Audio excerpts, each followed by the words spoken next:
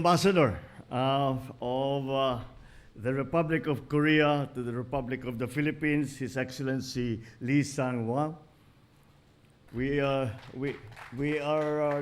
This is becoming more and more often where we are opening new projects.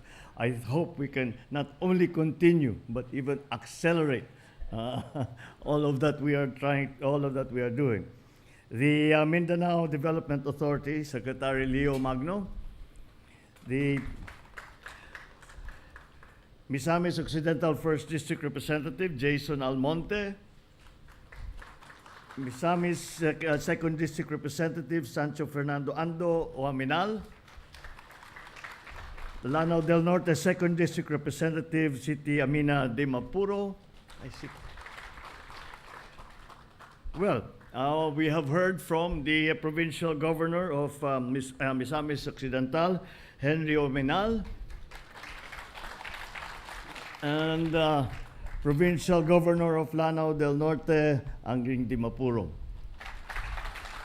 After her speech, sinasabi ko sa kanya, wag mo masyadong binabanggit na Lanao del Norte is very high on the list of priorities. Baka nagtatampo na si Governor Henry Oaminal.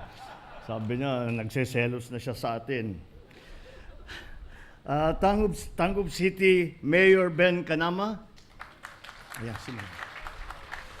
And a surprise visitor, a pleasant surprise that we all had is the arrival and accompanying me, the First Lady Lisa Araneta. My fellow workers in government, distinguished guests, ladies and gentlemen.